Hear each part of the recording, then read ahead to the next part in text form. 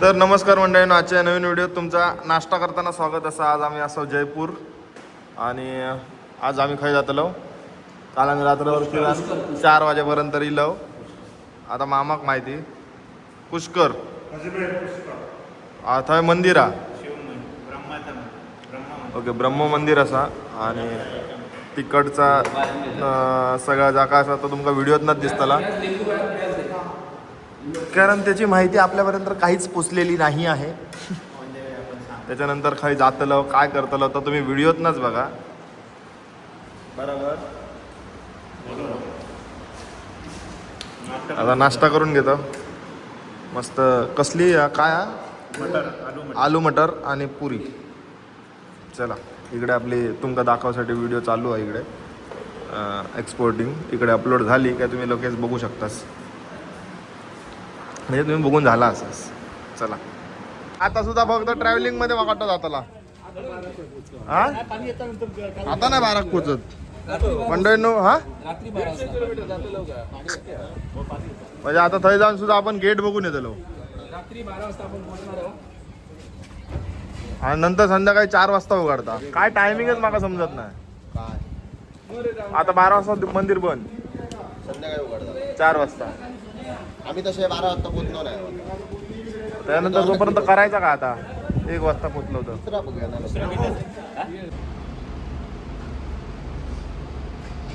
राजस्थानात फिरलो, पाणी चेंज झाला. 2 शर्ट घातल्या. आता जरा इंजेक्शन टोकून घेतो व्हायच.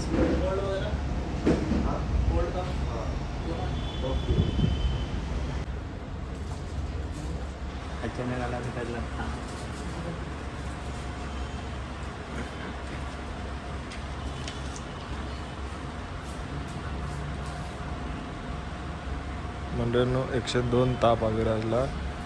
आम्ही फिराक जाऊसाठी निघालो आणि तो सलाईन लावायचा लागला. समोर नाही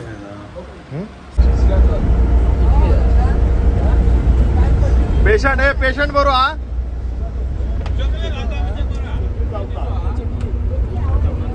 गणेश एक लाडू दे इकडे. लाडू आण, लाडू बाळ, लाडू आण.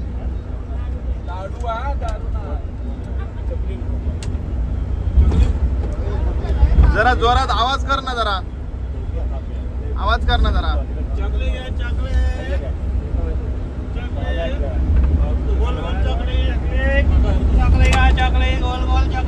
एकदा घाल तर परत मागाल. काल तर दात तुटल. चकली घ्यायचं तुम्ही. एकदा घाल तर परत मागाल. बोल ना. एकदा घाल तर परत नाही मागाल. 2दा घाल तर उद्या जाऊन मागाल. चकली घ्या, चकली. मॅडम सर चकली नको नको आमका नको. सर लाडू. बात कर लो आप. हाँ बात किया हमारी बात अरे वार्ता के लिए तेरा फोन करा ना बाद में नाम. ये लोग कल जोधपुर घुमाना है. हाँ कल. और जमा तो आपको उदय तो ड्रॉप कर. हाँ तो इनकी कितना पेमेंट लेना? 20,000 रुपये लेना है. अभी जोधपुर से 20,000 रुपये देना. हाँ वही कह रहा हूँ मैं. डीजल टंकी पूरा करा तो भाई कितना है डीजल आप उतना डाल दो. सकाळी 11 वाजता निघालो मंडळीनो. अजून हे बघा रस्तोच बघतो, रस्तोच 3 वाजलेत आणि एकही लोकेशन बघितलेलं नाही. आम्ही रवतो तिकडनं लोकेशन लांब होती, त्याच्यामुळे ना आमचं ट्रॅव्हलिंगमध्येच जाता वेळ सगळं.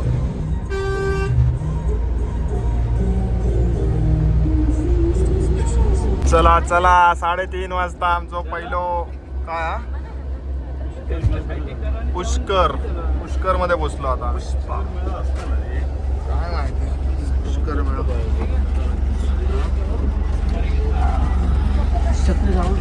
चला आता छत्री पावसात लागणार नाही कधी.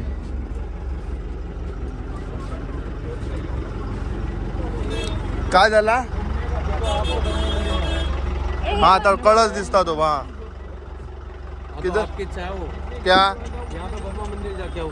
ओके ब्रह्मा मंदिर इधर ही ब्रह्मा मंदिर है ना. चलो नहीं चला. पहिला आता आपण ब्रह्मा मंदिर करूया काय.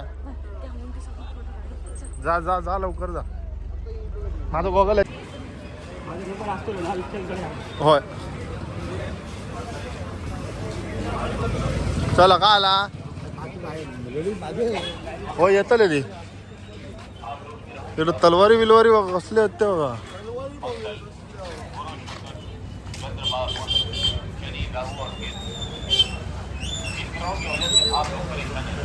दांडे बघ वेताचे दांडे आहेत. वेताचे दांडे आहेत. एअरगन. चला इकडे मंदिरात जायचं पुढे. हां हां कपडे बघा कपडे.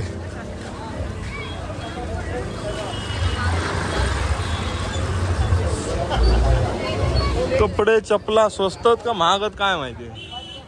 तलवारी आधीला भेटत आहे. हे बघा बघा हे बघा अरेगनी बघा बारीक सारीक. हा हे बघा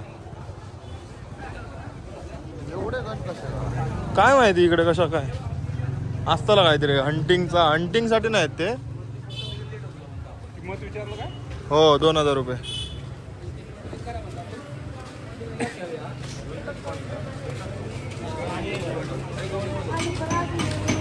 ये ब्रह्मा का मंदिर है. मंदिर श्रापित है.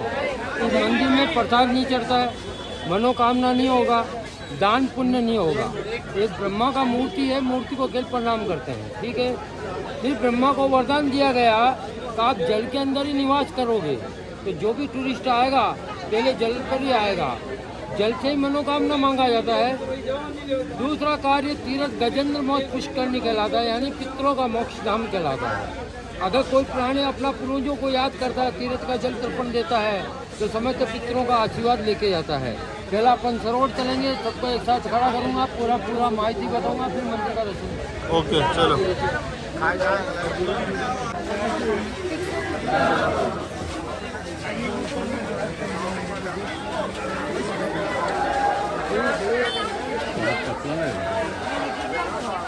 तो माकड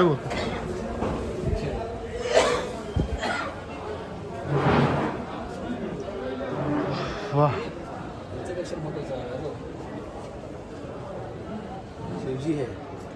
हे मासे बघ केवढे आहेत. हा मासे केवढे आहेत बघ. हा चला मासे बघ तरी हे बघ. आई सपोत होय तर नाही. हा बोलो.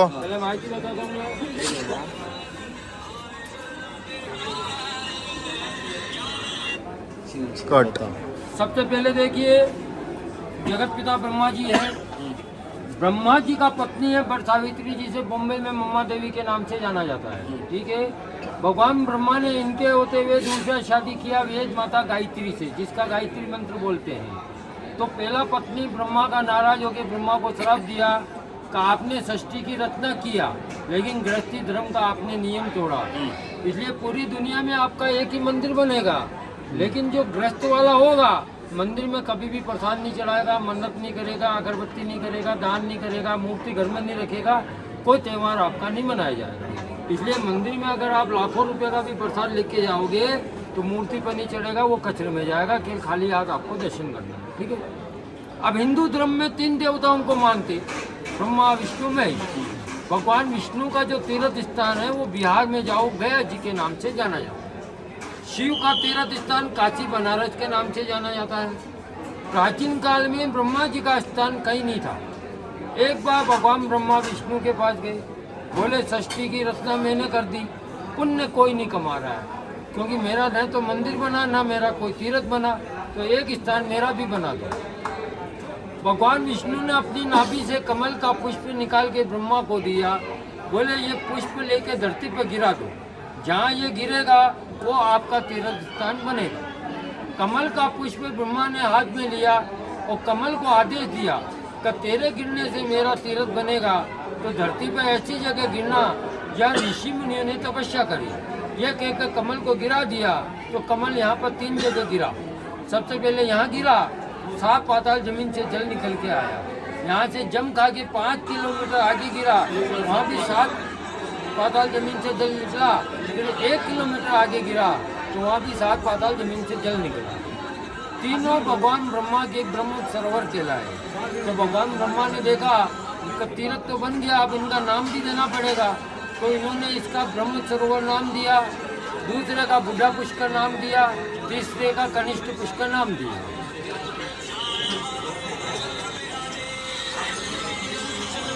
कौन फोन करता?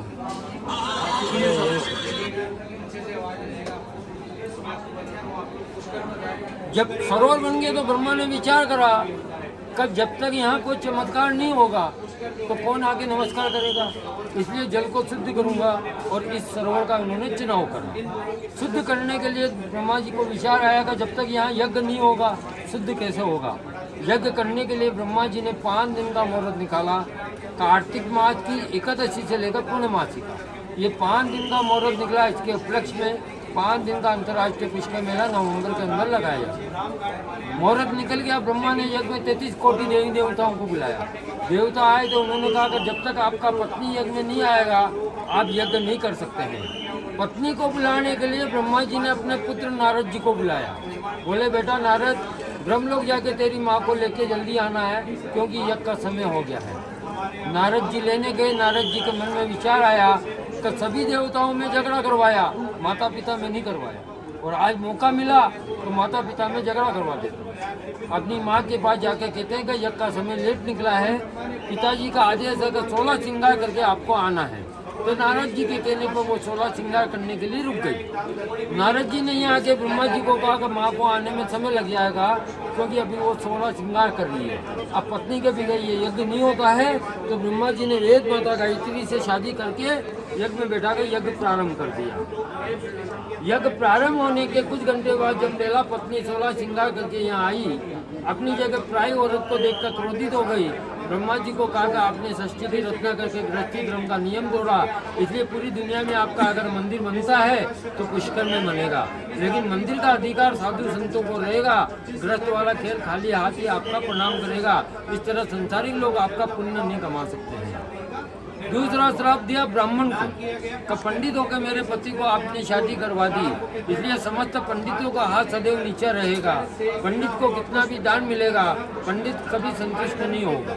तो ब्रह्मा ने अपने पुत्र नारद को बुलाया, इनको सारी सच्चाई बताई। सच्चाई बताने के बाद नारद जी को श्राप दिया गया कि तू कभी गृहस्थी जीवन नहीं भोगेगा। ब्रह्मा जी से क्षमा मांगी कि श्राप मैंने दिया है तो उससे कई गुना आपको मैं वरदान देती हूँ। पहला वरदान देती हूँ कि संसार में जितने भी तीर्थ बनेंगे सब तीर्थों के आप गुरु बनोगे। तो गया समर्थ तीर्थों की माता बनी, प्रयाग इलाहाबाद समर्थ तीर्थों का राजा बना, पुष्कर राज समर्थ तीर्थों का गुरु बना। दूसरा वरदान दिया कि ये तीर्थ गजेंद्र मौत पुष्करणी कहलाएगा, यानी पितरों का मोक्ष धाम कहलाएगा। 3 काम के लिए यहाँ यात्रीगण आए। पहला कार्य, घर में किसी का मृत्यु हो जाता है, 3 दिन बाद अगर प्राणी का अस्थि विसर्जन यहाँ होगा तो उसको बैकुंठ का धाम मिलेगा। तो बॉम्बे से बाल ठाकरे का अस्थि उद्धव ठाकरे यहाँ लेके आए, ठीक है। दूसरा कार्य, जिस प्राणी के घर में कोई भी सात कुल में गुजर गया ऊपर, जिसे पूर्वज बोला जाता है, अगर यहाँ पूर्वजों को याद करके उनको जल तर्पण देगा तो जीवन में 4 चीजें उसको मिलेगा। पहला चीज, वंशवृद्धि यानी परिवार बढ़ाने के लिए एक बच्चे का जन्म होगा तो उस प्राणी को एक पद मिलेगा। नौकरी व्यापार जो भी कर रहा है उसमें उसको उन्नति मिलेगी। घर में सुख शांति रहेगी। कोई भी दुश्मन अगर पीछे पड़ा है तो पितरों के आशीर्वाद से दुश्मन का नाश होगा।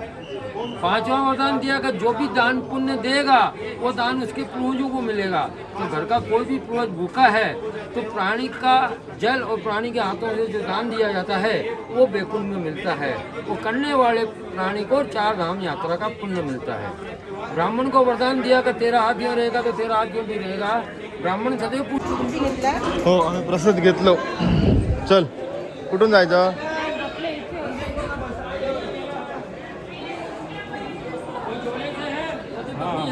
हाँ, चला।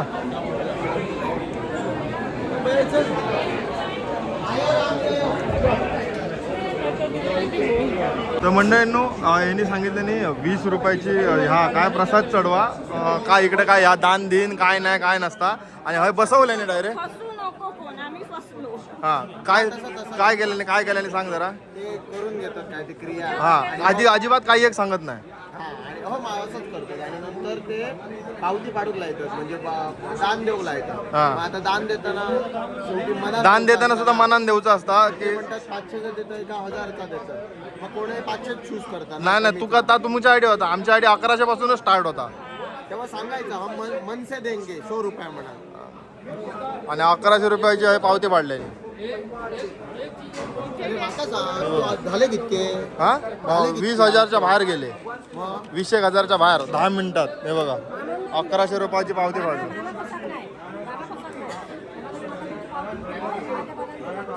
डेंजर स्कॅम करतात हा डेंजर स्कॅम करतात अजिबात. 20 रुपये काय सांगले ना सगळा काय नाही असंच ह्या करतात आणि मेलेगिरी करतात 1100 रुपयाची.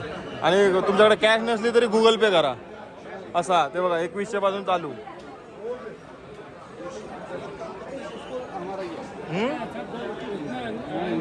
बिस्किट हमी वहाँ जाके वो करना है. ऐसे इसके लिए आप ऊपर जाके ग्रुप को लेके आते हो ना. हाँ अंकल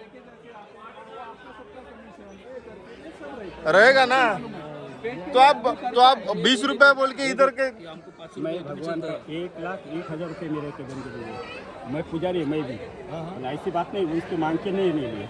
अरे जो मन से देगा वो ठीक है ना. ये देख वो आपके पंडित बता रहे हैं कि 1100 देना पड़ेगा 2100 देना पड़ेगा. हाँ 5100 दो ऐसा थोड़ी रहता है. दिला तुम्ही. मी दिलंय मग देऊचे लागले आता थोडी.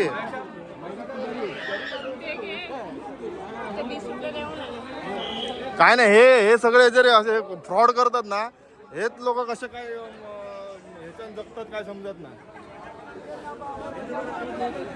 आम्ही देवाच्या ह्याच्याकडे ह्या करून ह्या करतो.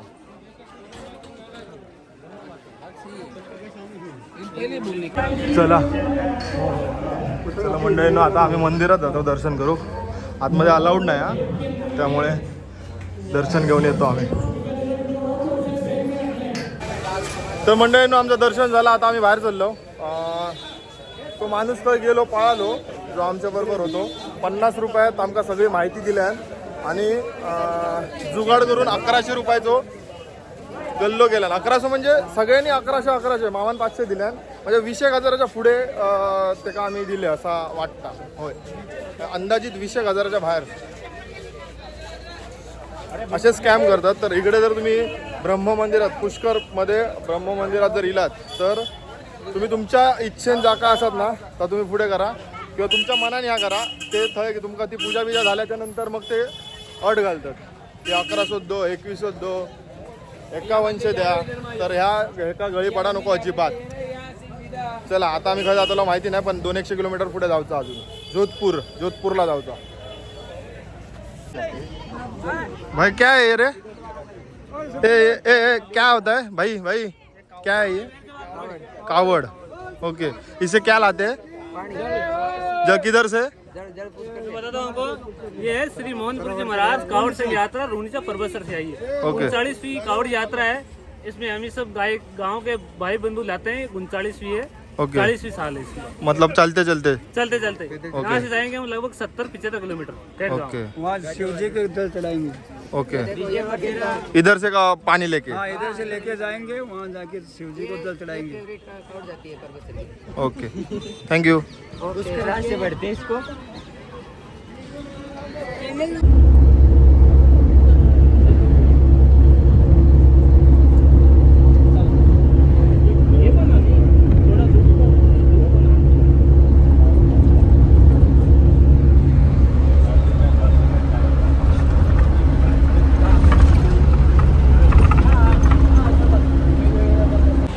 मंडळीनं काहीतरी उतारलं आणि इकडचे रोड बीड बघा जरा. हायवे हायवे सगळीकडे ढोरा टोरा पोरा कोणाव कसं जाता. इकडे फळा घेतात. उपास शुक्रवारचो. तर मंडळींनो आता आपण खंय पोचलो? पिपरी. पिपरीत पोचलो. ह्याच्या पुढे आमका अजून 30 किलोमीटर जाऊचा. 30 आम्ही त्याचं नाव बघतो. 30 किलोमीटर जाऊचा आणि हायवेच्या बाजूकच आमचा आता स्टे असा. तर रोज ना इकडचा जेवण ना जरा मस्त फिरला तर त्याच्यामुळे हे सगळे बाजार घेऊन उतरले किराणा मालात. स्वतः रांधतो स्वतः जेवतो. तर आता तिकडे गॅस बीस भेटतो नाही भेटतो माहिती नाही, पण बाजार घेऊन तरी चाललो. लाकडा तू असं ना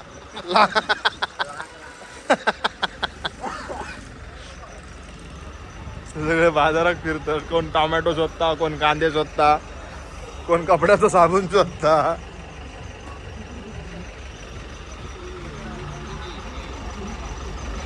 तर मंडळींनो आम्ही आता पोचलो जोधपूरच्या अलीकडे 10-15 किलोमीटर आणि एका जागेवरती राहिलो ज्या ठिकाणी आम्ही 4 रूम घेतलो. हायवेच्या बाजूकच असा. आता बाहेर जेवण बनवतले आणि आम्ही मस्त जेवूक जातलो, कारण दिवसभर फिरान खूप धमाक झाला आणि आज एकच लोकेशन झालं आणि त्याचंसुद्धा आमका चुनो असं लावले नाही की असो. आता एक मस्त फ्रेश होतले. तोपर्यंत राजू काका जेवण बनवतले त्याच्यासाठी हातपाय वगैरे धुवून घेतले. त्यानंतर जेवतलो आणि मस्त झोपतलो उद्यापर्यंत. चला भेटूया आता पुढच्या व्हिडिओला उद्याच्या. चला.